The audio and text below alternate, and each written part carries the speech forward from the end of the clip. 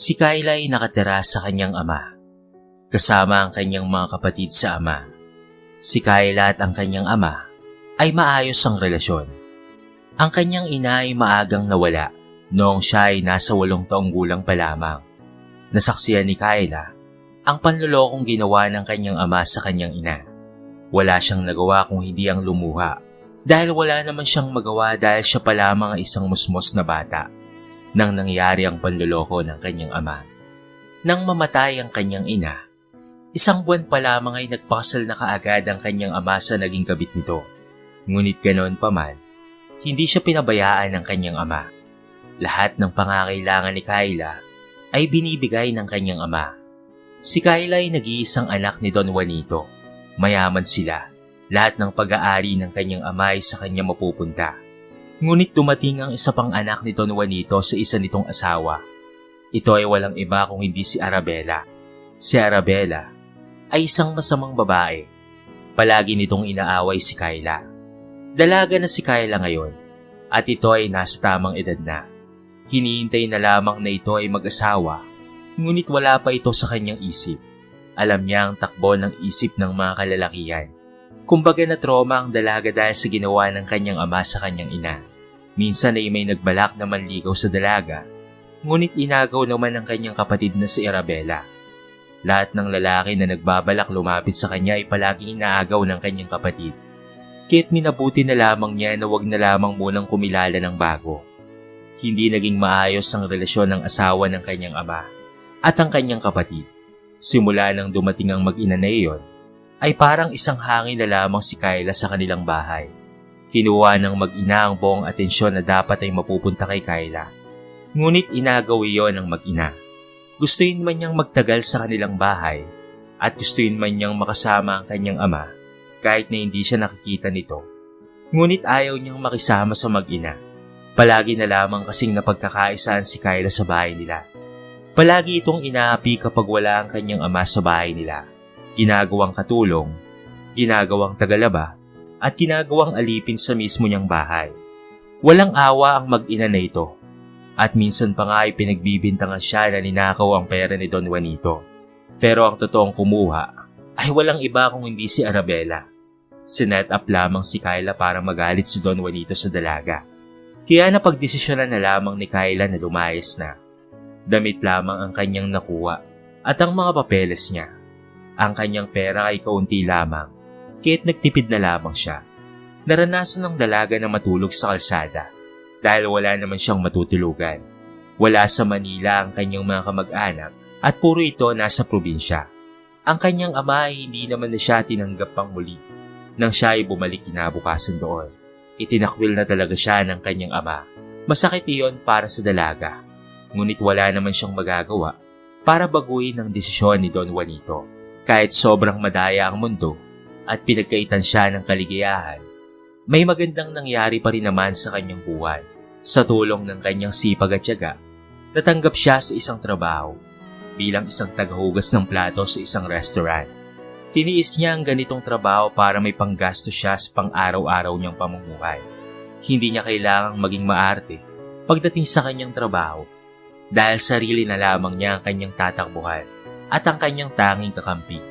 Wala na siyang ibang maaasahan pa. Ayaw naman niyang humingi ng tulong sa kanyang kaibigan dahil may iba rin itong inaasikaso at may sarili rin itong buhay. 1 buwan na siya sa kanyang trabaho.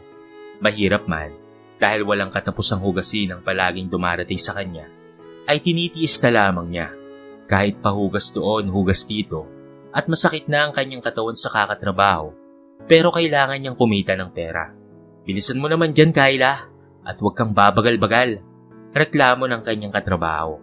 Tumigil lamang sandali si Kyla dahil pagod na ang kanyang kamay kakakuskos sa mga plato at pati na rin sa mga kaldero. Pero nasita pa rin siya. Gustuin man niyang magreklamo ay hindi naman niya magawa dahil baka kapag ginawa niya iyon ay matanggal pa siya sa kanyang trabaho. Makakaalis rin ako dito. Malapit na ako mag-resign, sabi niya sa kanyang isip habang naglalakad papauwi sa kanyang dorm na tinutuluyan. Malayo ang restaurant na pinagtatrabahuan niya sa dorm na kanyang tinitirhan. Kahit pagod kakahugas ng plato, tinitiis naman niya ngayon ang sakit ng kanyang paa dahil sa kanyang paglalakad. Mahal ang pamasahe at bihira lamang ang sasakyan, kaya't mas minabuti na lamang niyang maglakad. Natuto si Kyla na magtiis at makontento sa kung ano man ang meron siya. Hindi na siya yung dating Kyla na mayaman. Hindi na siya yung dating Kyla na nakatira sa isang magandang bahay. Napadaan si Kyla sa isang store. May nakita siyang laruan na eroplano. Napangiti ang dalaga, kaya't pumasok siya sa loob at nilapitan ng laruan na eroplano. Pangarap kasi ni Kyla na maging isang flight attendant. Bata pa lamang siya, ay gusto niya nang magtrabaho sa loob ng eroplano, asikasuhin ng mga pasahero, bigyan sila ng magandang serbisyo, at makapunta sa iba't ibang bansa. Malabo na ata talaga na makamit ko ang pangarap ko. Sambit niya sa kanyang sarili, habang hawak ang eroplanong laruan. Sabi niya sa sarili, na baka ang nakatadhana sa kanya ay isang flight attendant, hindi flight attendant. Natawa na lamang siya sa kanyang naisip, pero masakit pa rin isipin na hindi na niya matutupad ang isa sa mga pangarap niya dahil sa hirap ng buhay. Gusto mong maging piloto? Muntik nang mabitawan ni Kyla ang laruan na hawak niya dahil sa boses ng isang lalaki na nasa tabi niya. Kanina pa pala siya nito pinagmamasdan. Nang lingunin ito ni Kyla, laking kulat na lamang niya na isa palang piloto ang nasa tabi niya. Namangha siya sa kanyang nakikita. Isang gwapong piloto ang katabi niya ngayon. Mas matanda lamang siguro siya ng 2 taon kay Kyla. Matikas ang pangangatawan nito at siguro ganito ang lahat ng piloto. Ha? Hindi. Ayokong maging piloto. Agad na sambit ng dalaga at tumango na lamang ang binata roon. Flight attendant. Tanong pa ng piloto. Tumango naman si Kyla doon at ngumiti. Ini-imagine na isa siyang flight attendant. Matutupad mo rin yan. Nakangiting sambit ng piloto. Malabo na siguro yan, Captain. Tumaas ang isang kilay ng piloto dahil sa sinabi ni Kyla. Nasa isip ng piloto na anong malabo roon. Sa tangkad pa lamang ni Kyla ay talaga namang pasok na siya. Sa kagandahan nito at porsigido sa buhay ay posibleng makapasok ito sa kanyang pangarap na trabaho. Walang malabo sa taong nangangarap. Wala akong pera para pang tustos ng training sa flight attendant. Nakatapos na ako ng kolehiyo, tourism management, pero malabong makuha ko ang pangarap ko, Captain. Anong malay mo? Ito na pala ang tamang oras para sa'yo. Seryosong sambit ng binata. Isasang tabi ko muna ang mga pangarap ko. Pero salamat, Captain ha. Mauna na po akong umuwi. Paalam niya sa piloto. Nilapag na niya yung eroplanong laruan sa dati nitong lagayan at lumabas na nga ng store. Hanggang sa nakauwi na nga siya, hindi mawala sa isip niya yung piloto. At ang sabi nito ay walang malabo sa isang taong nangangarap. Napaisip ang dalaga dahil doon. Paano nga kung ito ang tamang panahon para matupad ang pangarap niyang maging isang flight attendant? Tiyak na mababago ang buhay niya kapag siya ay nakapasok. Kaso nga lang, pera talaga ang kailangan. Malaking pera ang kinakailangan niya para makapag-apply. Pag-iipunan kita, sambit niya sa kanyang sarili habang naghuhugas na naman ng plato sa kanyang trabaho. Tambak na naman ang hugasin niya. Kiskis doon at kiskis dito ang kanyang ginagawa. Palagi pa siyang pinapagalitan dahil mabagal daw itong kumilos. Sadyang sunod-sunod lang talaga kasi ang hugasin kaya ganoon. Isang araw ay day off na niya, kaya't nagtungo siya sa sementeryo para pasyalan ang kanyang ina. Nilagay niya sa puntod ang bulaklak na binili niya. Sinindihan niya ng kandila at humiga doon. Bigla na lamang pumatak ang kanyang luha, dala siguro ng pagod at pangungulila. Pagod na siya sa lahat pero kailangan niya pa rin maging matatag. Pangungulila dahil maagang nawala ang kanyang ina. Ang kanyang ama naman ay meron ng sariling pamilya. Ma, napakadaya niyo pa rin talaga. Bakit niyo ako iniwan? Sabik niya habang lumuluha. Nakahiga pa rin siya habang binabanggit yon. Sana nandito ka para may karamay ako. Gusto ng dalaga na mawala na rin siya sa mundo. Pero sadyang ayaw ng may kapal na mangyari yon. May plano pa sa kanya ang Diyos, kaya nanatili pa rin na nakatayo si Kyla. Natapos ang araw, at oras na naman para makipagsapalaran sa trabaho at mga plato. Sanay na siya sa tambak na hugasin. Sanay na rin siya sa mga katrabaho na akala mo silang nagmamay-ari ng restaurant. At kung mga pag-utos, ay parang hindi nasa mababang posisyon. Darating daw ang boss ngayon ha. Narinig iyon ni Kyla. Sa ilang buwan niyang nagtatrabaho rito, hindi pa rin niya nakikita ang kanilang boss. Hindi nga rin alam ng dalaga kung lalaki ba ito o babae. Kung mabait ba o matapobre. Nagdarasal na lamang si Kyla na sana ay mabait ito at hindi siya pagbuntungan ng inis. Hindi katulad ng kanyang mga katrabaho. Kaso naisip niya rin na yung mga nasa mababang posisyon na kagaya niya ay iba ang trato sa kanya. Yun pa kayang mayaman at may-ari ng isang restaurant? Nag-focus na lamang siya sa paghuhugas ng mga plato at hindi na namalayan ng oras dahil sa tambak na naman ng mga hugasin. Isang oras siyang may break sa trabaho, kaya't sinulit niya na lamang ang isang oras na iyon para kumain at lumabas para magpahangin. Sawa na siya sa pagkain sa restaurant, kaya't naghanap na lamang siya ng ibang pagkain. Sa kalagitnaan ng pagkain niya, ay may isang lalaking tumabi sa kanya. Nakangisi ito habang nakatingin sa kanyang uniforme. May tatak ito na logo kung saan ay nagtatrabaho. Tatrabaho kasi isang restaurant, pero sa ibang restaurant ka naman kumakain? Sabi ng lalaki. Kung hindi siya nagkakamali, siya rin yung piloto na nakita niya sa store. Captain? Gulat niyang tanong. Napangiti naman doon yung binata dahil naalala siya ni Kyla. Ikaw pala yan. Kamusta na?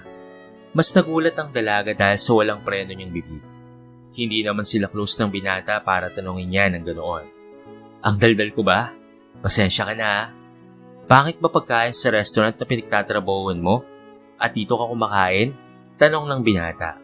Nagpatuloy sa pagnguya si Kyla sa uminom ng tubig at sinagot ang tanong ng binata.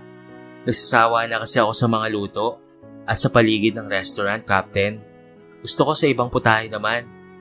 Baka matanggal ka sa trabaho niya na. At baka malaman ng boss mo, lagot ka talaga. Natatawang sabi ng binata sa dalaga. Wala po akong pakialam, Captain. Isa lang naman akong dakilang plate attendant eh. Puro pahirap pa ang mga katrabaho ko. Akala mo naman na hindi kami pare-parehas ng sahod. Agad namang tinakpan ni Kyla ang kanyang bibig dahil sa sobrang kadaldalan niya. Hindi dapat niya pinagkakalat sa iba yung mga nangyayari sa trabaho niya. Baka sa sinabi niya, ay masira pa ang image ng restaurant. Kahit mawalan ka ng trabaho dahil sa kadaldalan mo, ay okay lang sa'yo? Tanong ng binata sa kanya. Agad namang tumango ang dalaga roon. Mas gusto na nga niya na mawala na lamang sa restaurant na iyon. Impyerno na naman ang buhay ko doon. Nandoon ka kasi, kahit impyerno. Sinamahan siya ng tingin ni Kyla. Magsasalita na sana siya nang tumunog ang kanyang alarm. Oras na para bumalik siya sa trabaho. Kailangan niya nang bumalik roon dahil iyon rin ang oras na pupunta ang kanilang boss. Makikita na niya ang kanilang boss kung sakali. Hindi na nakapagpaalam pa si Kyla sa binata at umalis na lamang kagad. Nakarating naman na siya sa restaurant at pumunta siya sa kanyang pwesto. Nakalinya ang lahat ng empleyado para sa pag-welcome sa kanilang boss. Lahat sila ay nakaharap sa gate at nakaayos ang mga tayo. Ayan na siya, sabi ng katabi niya. At kinakabahan din gaya niya. Inayos niya ang sarili at may isang lalaki na pumasok sa entrance. Hindi ito makapaniwala sa nakikita dahil ang boss nila ay ang piloto na nakausap niya noon. Pumati lamang ang empleyado kay Boss Dylan, maliban kay Kyla. Saka lamang na-realize ng dalaga na boss pala niya yung kausap niya kanina sa restaurant na kinainan niya. Agad siyang nakaramdam ng hiya dahil sa mga pinagsasabi niya kanina. Nang magtama ang kanilang mga mata, ay umiwas bigla si Kyla dahil sa sobrang kahihiyan. Nahihiya siya dahil sa sariling katangahan. Kung ano-ano pa naman ang kanyang sinasabi, tapos boss pala niya yun. Kumain pa siya sa ibang restaurant habang suot-suot ang uniforme nila. Lahat sila ay binati ako, maliban na lamang sa iyo, Miss Kyla. Nagulat siya nang tawagin siya ng kanyang boss. Agad na nagsipaglingunan sa kanya ang lahat ng katrabaho niya. Yung iba ay natatawa, yung iba naman ay masama ang tingin sa dalaga. Hindi mo man lamang ba ako babatiin? Ay magandang hapon sir. Yumuko pa siya para magbigay ng galang sa binata. Hindi pa rin talaga siya makapaniwala na ang piloto na nakita niya ay ang kanyang boss na may-ari pala ng isang restaurant na pinagtatrabahuan niya. Lahat kayo, magsipagbalikan na kayo sa kanya-kanyang mga trabaho nyo. At ikaw, agad siyang tumigil sa pagsasalita at tumitig ng matalim sa dalaga Napalunok na lamang doon si Kyla dahil sa sobrang takot na baka matanggal siya sa trabaho. Kung ano-ano pa naman ang nasasabi niya kanina. Natakot siya na baka tuluyan nang mawalan siya ng trabaho. Pinagsisisihan niyang naging madaldal siya. Ikaw, pumunta ka sa opisina ko. Mag-usap tayo. Seryoso niyang sabi habang nakatingin sa mga mata ng dalaga. Hindi na hinintay pa ni Kyla na magsalita muli ang kanyang boss. Naglakad na nga ang kanyang boss papunta sa opisina nito. Ayan kasi, bida-bida, lagot ka ngayon, sabi ng isa niyang katrabaho. Umirap na lamang si Kyla doon dahil kung papatulan niya ito, ay baka mas lalo lamang mawalan siya ng trabaho. Naglakad na lamang si Kyla papunta sa opisina ni Dylan. Kumatok muna siya bago buksan ang pintuan. Pinapasok na siya ni Dylan at tumayo ang binata. Boss, patawarin niyo sana ako. Hindi ko po alam na ikaw pala ang boss namin. Nagulat ho ako. At kung alam ko lang, hindi ko sana sinabi ang lahat ng iyon sa inyo kanina. Pinapahirapan ka ba nila rito? Sino sa kanila? Lahat ba sila? Napakurap si Kyla sa sinabi ng kanyang boss. Hindi inaakala na ganoon pala ang sasabihin nito. Buong akala niya ay papaalisin na lamang ito sa trabaho. Yun pala ay itatanong lamang kung sino ang nang-aapi sa dalaga. Po? Gulat na tanong niya sa kanyang boss. Napabuntong hininga na lamang si Dylan doon. Kalmado siyang tumingin sa dalaga. Ulitin ko pa ba ang sinabi ko, Miss Kyla? Seryoso nitong tanong. Ay, hindi na po. Nagulat lamang po ako dahil hindi ko po inaakala na itatanong yun sa akin. Mababait naman ho silang lahat. Pagsasinungaling ni Kyla. Ngunit ang totoo niyan, halos lahat ng katrabaho niya ay masama ang trato sa kanya. Hindi maganda na may anay sa isang negosyo, Kyla. Kailangan matanggal lahat ng anay sa loob ng restaurant ko. Ayoko na may isang empleyado ko na nahihirapan dahil sa kapwa nila empleyado. Pantay-pantay lamang kayo rito at walang sino man ang dapat na mga api sa inyo. Naiintindihan mo ba, Miss Kyla? Ano pong ibig niyang sabihin? Tanong ni Kyla sa isip. Walang sino man ang dapat na mga api sa akin? Tanong niya sa kanyang isip habang nakatingin sa binata. Kasi simula ngayon, ikaw lang ang manager dito. Mas lalong nagulat si Kyla roon dahil isang tagugas lamang siya at sa isang iglap ay magiging isang ganap na manager na. Ano? Gulat na tanong ng mga katrabaho niya. Lahat sila ay pinatawag ni Dylan at lahat ng nang-aapi kay Kyla ay pinaalis na niya. Naganap ng panibagong empleyado si Dylan at ang manager ngayon ay si Kyla. Hanip ka tiya, haba ng hair mo. Isang plate attendant ka lang, hindi ba? Ngayon isa ka ng ganap na manager. Ang lakas mo naman kay Boss T. Sambit na Efren, ang bakla na katrabaho niya. Hindi ko alam kung bakit nangyari yon. Kunwari ka pa. Baka nga may relasyon kayo eh. Sambit niya pa. At napaupo naman doon si Kyla. Lumipas ang ilang buwan. Palagi nang bumibisita roon si Dylan para tignan ang kanyang restaurant. At para pagmasdan si Kyla, pagod man ito sa pagiging piloto, nawawala naman kaagad ito kapag nakikita na niya ang dalaga. Maayos na ang buhay ng dalaga, ngunit may isang balita ang nakapagpatamlay ng buhay niya. Pinatawag siya ng kanilang attorney, ang kaibigan ng kanyang ama. Sinabi nito na namatay na si Don Juanito. Agad siyang pumunta sa burol ng kanyang ama. Kahit hangin lang ang turing sa kanya ng kanyang ama, ay hindi pa rin mawawala sa kanya na mahalin ito. Matagal na panahon rin nang hindi niya nakita ang kanyang ama. Dahil ang nasa isip niya ay baka hindi naman siya nito hinahanap. Nang nailibing na nga ang kanyang ama, pinatawag ulit siya ng kanyang attorney kasama ang mag-ina. Binanggit ng attorney ang mga kayamanan na iniwan sa kanila ni Don Juanito. Mas nagulat na lamang siya dahil bakit ang nag-iisang anak ni Don Juanito na katulad niya ay kaunti lamang ang namana. Samantalang si Arabella ay halos lahat ng kayamanan ni Don Juanito ay nasa kanya. Ang kumpanya, ang mansyon nila, at ang negosyo nila sa Spain at Thailand. Bakit ang napunta lamang sa kanya ay ang nag-iisang bahay sa probinsya? Nagtaka ang dalaga kung bakit ganoon lamang ang napunta sa kanya. Malakas ang kutob ni Kyla na may nangyayaring hindi maganda sa loob ng pamamahay nila, na may dalawang anay na pilit na sinisira ang buhay niya. Dahil doon, ay kailangan niya itong alisin. Anong plano niyo ha? Matapang niyang sabi sa mag-ina. Natawa naman ang dalaga roon at iniwasan ng kilay ang dalaga. Plano namin? Bakit naman namin sasabihin sa'yo? Sino ka ba ha? Sa akin ipinamana ni Papa ang lahat ng mga ari-arian na yan. Ang yabang mo. Hindi ako papayag. Alam kong may ginawa kayo kay Papa para mapunta sa inyo ang lahat ng ari-arian niya. Hindi dapat mapunta sa inyo ang mga kayamanang pinaghirapan ng mga magulang ko. Ang negosyo sa Spain at Thailand ay pinandaryo ng kanyang ina na napunta sa kamay ng kanyang ama. Ang negosyo na iyon ay para kay Kyla, ang nag-iisang anak nila. Hindi ito pwedeng mapunta na lamang sa ibang tao. Sisiguraduhin kong makukuha ko ang totoong akin. Maghahanap ako ng baho niyong mag-ina. Pinilit na maging matapang ni Kyla kahit nakaunti na lamang ay papatak na ang luha niya. Hintayin namin yan, Kyla. Mapang-asar na sambit ni Arabella at binangga si Kyla. Gaya ng sinabi ni Kyla, nag-imbestiga siya sa nakaraan ng mag-ina. Sigurado niyang makukuha niya ang lahat ng mga dapat sa kanya. Sa isip niya, hindi naman mahalaga ang kayamanan sa kanya. Ang gusto lamang niya ay huwag mapunta ang lahat ng iyon sa mag-ina dahil gagamitin lamang nila ito sa pansarili nilang interes. Halos dito ka na natutulog sambit ni Boss Dylan kay Kyla. Nakatulog na ito sa counter dahil sa sobrang pagod. Siya na rin kasi ang huling umuwi dahil bilang isang manager, kailangan niyang asikasuhin ang lahat. Kahit gabi at pagod na sa trabaho si Boss Dylan, ay naglalaan pa rin ito ng oras para samahan at ihatid pa uwi si Kyla sa bahay nito.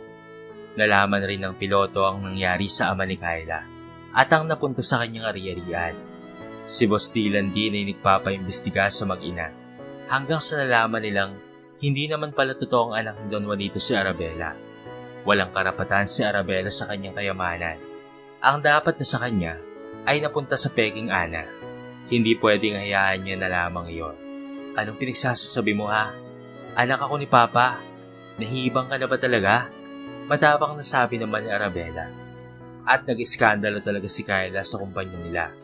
Maraming nakakarinig at mas maganda. May ebidensya ako, Arabella. Wala ka ng takas. Wala na kayong takas ng nanay mo.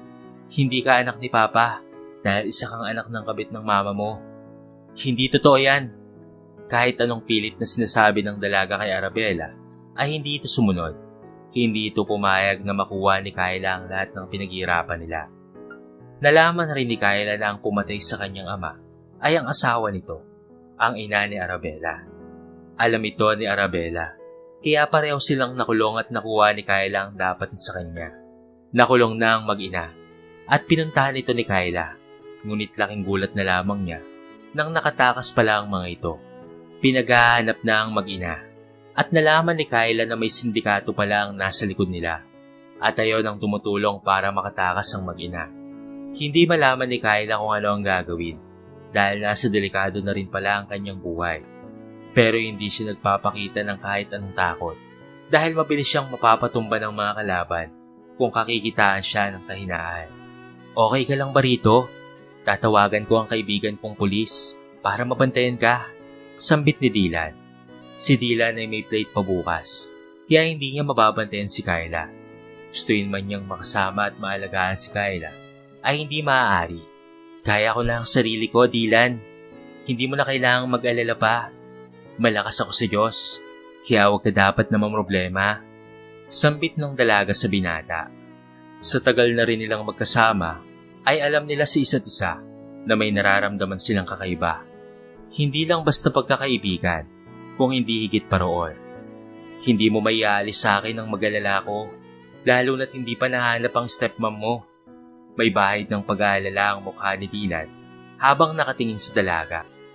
Hinawakan ng dalaga ang kamay ng binata para mapanatag ito. Wala naman silang gagawing masama sa akin. Palagi kong dala yung lapis na ibinigay mo sa akin. Ang lapis na tinutukoy ng dalaga ay yung pang self-defense na kapag nadikitan ka at pinindot mo yon, ay mangingisay ka na lang at mawawala ng malay. Malaking tulong na rin iyon dahil minsan na rin namuntikan ng mapahamak si Kyla noon at nagamit niya ang lapis na ibinigay sa kanya ng kanyang boss. Inihatid na ni Kyla si Dylan dahil gabi na at kailangan na niyang magpahinga dahil may plate pa ito bukas. may trabaho rin ng dalaga, at sa susunod na buwan ay magte-training na siya sa pagiging flight attendant dahil pangarap na pangarap niya yon. Kinabukasan ay nakatanggap nga siya ng isang mensahe galing sa binata. Ang mensahe na iyon ay ang dahilan ng kanyang pagngiti. Magandang umaga, Binibini. Sana ay maganda ang gising mo. Mag-iingat ka parati ha. Kumain ka ng breakfast bago ka pumunta sa restaurant. Ang iyong piloto. Hanggang sa nakarating na nga siya sa restaurant, hanggang sa mag-uwian, ay hindi pa rin mawala-wala ang ngiti sa kanyang labi. Ngunit ang ngiting iyon ay may kapalit pala. Sa bawat ngiti na nakikita sa iyong labi, sa bawat kasiyahan na iyong nararanasan, ay may kalakip nito na hindi natin inaasahan. Mag-isa nang naiwan si Kyla sa restaurant para isa rito, nang may biglaang dumukot sa kanya ng mga armadong kalalakihan. Sinakay niya siya sa itim na kotse at tinakpan ang kanyang ilong, dahilan para lalo siyang mawalan ng malay. Nagising na lamang siya nang buhusan siya ng malamig na tubig. Sa una ay malabo pa ang kanyang nakikita, pero nang maging okay na ang kanyang paningin, ay naaninag na lamang niya ang isang figura ng isang babae. Sa tangkad pa lamang nito, ay alam na niyang kung sino ito. Ito ay si Arabella, ang akala niyang kapatid niya pero hindi naman pala. Isang sampal ang sumalubong kay Kyla at nakakabing halakhak galing sa babae. Nakakatakot ang halakhak nito, pero hindi yun sapat para matakot si Kyla. Sa dinami-rami ng napagdaanan ni Kyla, ay hindi na ito natatakot pa. Kahit kamatayan pa yan, hindi na siya natatakot. Ang totoong natatakot ay si Arabella dahil hindi niya kayang lumaban ng patas. Hindi niya kayang lumaban ng siya lamang mag-isa. Anong kailangan mo sa akin? Pakawalan mo ako, hayop ka. Nagpupumiglas si Kyla doon pero tanging pagtawa lamang ang ginaganti ni Arabella. Ang tanga-tanga ko naman kapag pinakawalan kita. Tanga ka ba talaga? Sarkastikong sabi ni Kyla. Kaya mas lalong nainis si Arabella. Nilapitan ito ng dalaga at hinila ang buhok nito. Kaya natumba ang upuan na kinauupuan niya habang nakatali ang kanyang mga kamay at paa sa silya. Pinuusan ulit ni Arabella si Kyla ng tubig. Lumod ito at hinawakan ang panga ni Kyla.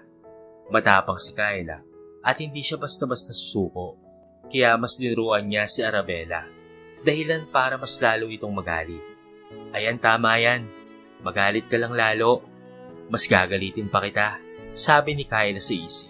Sa kabilang parte naman, si Dylan ay nag-aalala dahil hindi pa tumatawag o nagbibigay ng mensahe sa kanya ang dalaga. Naiwan rin na nakabukas ang kanyang restaurant. Nang datnan nito, mas lalong kinabahan ang binata, kaya tinawagan niya ang kanyang kaibigan na pulis upang humingi ng tulong dito. Mas nabilisan ang kanilang paghahanap dahil nalaman nila kung nasaan ngayon si Kyla. Nakabukas ang location kung saan dinala ang dalaga, kaya kaagad nila itong pinuntahan ng tahimik.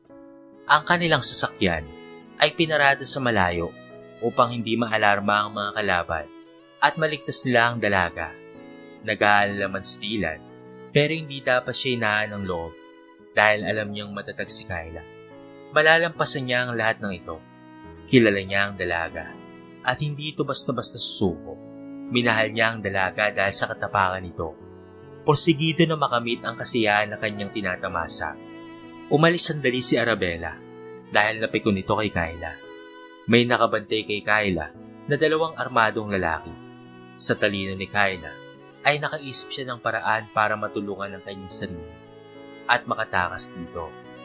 Alam rin ng dalaga na nag-aalala sa kanya si Dylan, kaya't kailangan niyang matakasin ito. Aray! Nagpanggap siyang nagugutom na, kaya kaagad siyang binigyan ng pagkain ng isang lalaki. Paano ko kakain kung hindi niyo tatanggalin ang tali? Hindi ako aso, sambit pa nito. Ay nagkatinginan ng 2 bantay. Nagdadalawang isip kung tatanggalin ba nila ang tali o hindi na. Ngunit tumango ang isa, kaya tinanggal na lamang ang tali sa kamay ng dalaga. Naghanap muna siya ng tamang tiyempo para patumbahin ang dalawa. Kumagat muna siya sa plano at kumain muna siya gaya ng sinabi niya sa bantay. Sa kalagitnaan ng kanyang pagkain ay may isang figura ng lalaki siyang nakita. Nang tignan niya itong mabuti, ay agad na lumakas ang loob niya na makakatakas nga siya. Si Patrick ang kaibigan na pulis ni Dylan ang kanyang nakita. Nagsaya si Patrick na wag itong maingay Busy ang dalawang bantay sa pagbabantay kay Kyla na kumakain. Dahan-dahan itong naglakad ang binata at nang nakalapit na ito, ay agad na sinugod at pinatumba ang isang bantay. Mabilis namang kinuha ni Kyla ang tinidor at sinaksak ito sa braso ng isang bantay. Kaya't dumugo ito at mabilis niyang kinuha ang lapis na bigay ni Dylan na nasa bulsa lamang niya at idinikit iyon. Kaya kaagad nang nawala ng malay ang lalaki. Nang masiguro nila na wala na itong malay, ay kinamusta ni Patrick si Kyla kung okay lamang ba ito. Tumango na lamang siya at tinanong kung nasaan si Dylan. Naghihintay siya sa'yo, sambit ng pulis. Napangiti ang dalaga roon. Pagkatapos ng gabing ito, ay may mahalagang sasabihin si Kyla sa kanya. Mabilis silang umalis sa lugar na iyon para makatakas na. Ngunit nakita sila ng isang tauhan. Kaya't pinaputokan sila ng baril at naalarma naman ang ibang bantay roon. At pati na rin ang ibang mga pulis, kaya kaagad na silang kumilos. Naalarma rin si Arabella, kaya kaagad na nagtungo ang babae sa pinagtaguan niya kay Kyla. Nang makitang wala na roon ang dalaga, umusok ang ilong nito at kinuha ang baril sa mga bantay na pinatumba ni Kyla at pati na rin ni Patrick. Nagulat si Dylan sa putok ng baril, kaya kaagad siyang tumayo at tatakbo na sana nang pigilan siya ng isang pulis na nagbabantay sa kanya. Gustuin man niyang mailigtas si Kyla, ngunit wala naman siyang magawa. Sinigurado ni Patrick na maliligtas ni si Kyla. Yun ang pinanghawakan ni Dylan. Malaki ang tiwala niya sa mga kaibigan. Pinaulanan ng bala ang dalawa, kaya panay rin ang kanilang pagtatago. Nakahanap ng baril si Kyla, kaya't ginamit niya yon para may pangsangga at matulungan si Patrick na makatakas sa mga humahabol sa kanila. Alam ni Kyla na gumamit ng baril. Nang malapit na silang makalabas doon, ay nakasalubong niya si Arabella na tumatakbo papalabas. Nagkatutukan sila ng baril. Nang ikasan na ni Kyla iyon, ay nagulat siya dahil wala na itong bala. Busy si Patrick na nakikipagbarilan sa mga kalaban, kaya't hindi niya nakita na nakuha na pala ni Arabella si Kyla at hinawakan ito sa leeg. Nakatutok kay Kyla ang baril at kaunting kalabit lamang nito ay babagsak ang katawan ng dalaga. Bitawan mo ako, ano ka ba? Sigaw ni Kyla, ngunit sobrang higpit ng pagkakapit sa kanya ni Arabella. Naubos na ni Patrick ang lahat ng kalaban. Kaya't hinarap niya at tinutukan ng baril si Arabella. Bibitawan mo ba ang baril mo? O papatayin ko itong babaeng ito? Sigaw ni Arabella kay Patrick. Galit na galit si Arabella dahil sa trinidor siya ng kanyang dating nobyo. Dating magkasintahan sina Arabella at Patrick. Mahal na mahal pa ni Patrick si Arabella, kaya hindi niya kayang barilin ito. Sumuko ka na, Bella. Sambit ni Patrick. Bella ang tawag niya sa dalaga. Dahil doon ay mas lalong nainis si Arabella. Wag na wag mo akong tatawagin, Bella. Hindi kita kaano-ano. Binitawan ni Patrick ang kanyang baril at sinipa ito sa malayo. Natuwa ang dalaga, pero hindi alam ni Arabella na may isang pulis na nasa likod niya. At isang senyas lamang ay papaputukan na ang dalaga. Sa isang iglap lang ay isang putok ng baril ang kanilang narinig. Binaril ng pulis si Arabella sa kanyang balikat. Kaya't kaagad niyang nabitawan si Kyla. Ngunit hindi yon nakapagpatumba kay Arabella dahil agad niyang ipinutok ang baril at natamaan si Kyla sa likod nito. Ipuputok ulit sana ang baril nang biglang barilin ni Patrick si Arabella, dahilan para mawalan ito ng malay. Pumatak ng labis ang luha ni Patrick dahil doon. Hindi niya ginusto na barilin ang babaeng minsan niyang minahal. Ilang buwan ang lumipas nang nangyari yun. Magaling na rin si Kyla at maayos na ang kanilang buhay. Nakulong na ulit si Arabella at ang nanay nito, pati na rin ang mga sindikatong kasabot nito. Nakuha na rin ni Kyla ang dapat na sa kanya. Nakuha na rin niya ang kaligayahan na gusto niya. Nakamit na rin ang hustisya para sa kanyang ama. Nasabi na rin niya ang totoong nararamdaman para sa binata. Nakapasa na rin siya sa training at sa susunod na buwan ay isa na siyang ganap na flight attendant. Sa buhay ay may darating na mga pagsubok na hindi natin inaasahan. Hindi mo inaasahan na ganoon pala kabigat. Hindi natin inaasahan na magdudulot ito ng matinding pagsubok na maaari mong ikamatay. Ngunit kapag pinanghinaan ka ng loob, ay mas mapapahama ka. Na-realize ni Kyla na sa buhay, hindi kailangang maging mahina Lalo na't kung ikaw lamang ang mag-isang maaasahan mo, kailangan mong tumayo sa sarili mong mga paa dahil sarili mo lamang ang iyong malalapitan. Sa buhay, kailangan mo ring makontento. Kung ano man ang buhay na meron ka, ay huwag kang maghangad ng maraming pera dahil ang pagiging gahaman mo sa pera ay magdudulot iyon ng pagiging isang masamang tao, gaya na lamang ni Arabella, at pati na rin ang kanyang ina na handang pumatay ng tao para lamang sa kayamanan. At kagaya rin ang nangyari sa kanyang ama.